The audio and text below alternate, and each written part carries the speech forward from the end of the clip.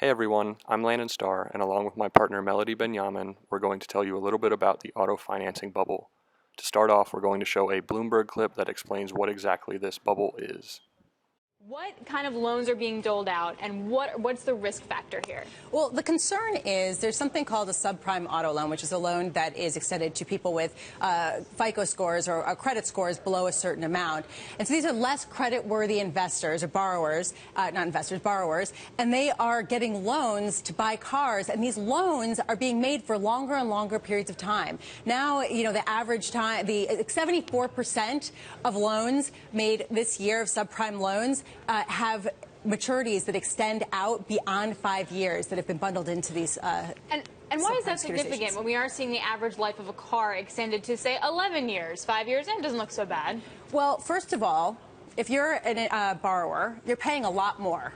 Number one, you've got, with 27, 28% possibly interest payment that you have to make on this loan, and you're paying it out over 5, 6, 7 years, which means that you're paying a lot more money.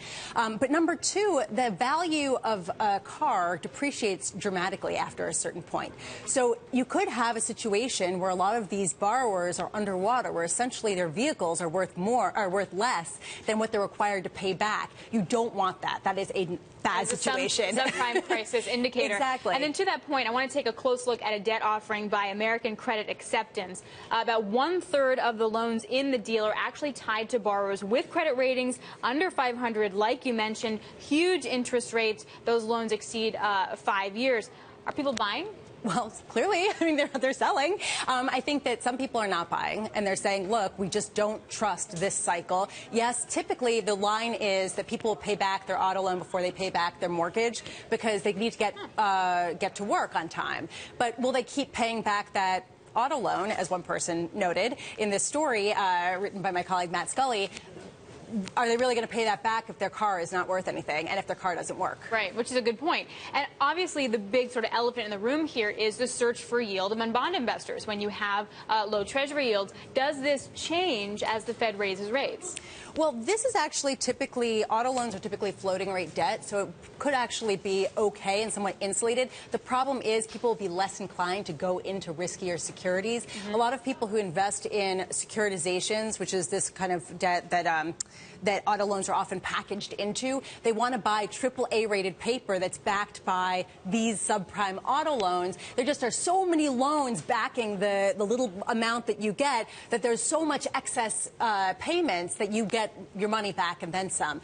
The point the bad stuff is mixed so with so much of the good stuff that it offsets. Well, the way that securitizations are arranged is you've got a pool of these auto loans, and then people buy bonds backed by that pool, and the top rated bonds are basically, there would have to be so many losses before the top-rated bonds get any losses. We saw this with mortgage securitizations, though, and there were so many losses because a lot of these loans were underwritten in a way that was not to the strength that some would be interested in. And the SEC, frankly, has looked into subprime auto loans, particularly last year. They did investigate some underwriters of these to basically say, we want to know what's going on. We're concerned about how much the underwriting standards are deteriorating. Good stuff. Do you own a car? No. Me neither. All right, not the target audience. All right, thanks so much, Lisa, for breaking down the subprime auto loans. So moving forward from our video, let's take a look at some facts about the auto financing bubble. To start, we see that auto loans topped out at over $1 trillion for the first time in 2015.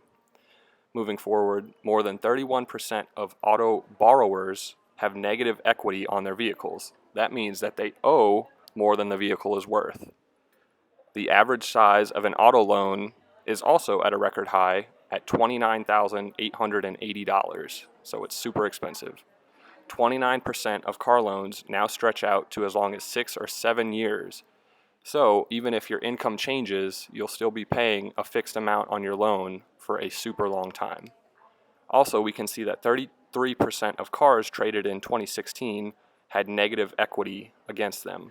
So again, it's not a good idea to buy a super expensive car if you have a poor credit score or a low income.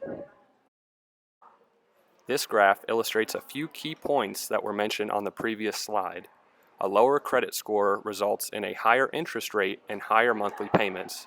Remember to consider that auto loans are now drawn out to 6 or 7 years, and you end up paying significantly more money for a vehicle than with someone with a better credit score. These are our references, and with that, this concludes our presentation. We hope that you learned a lot, and remember, never buy an expensive car if you can't afford it. Thank you.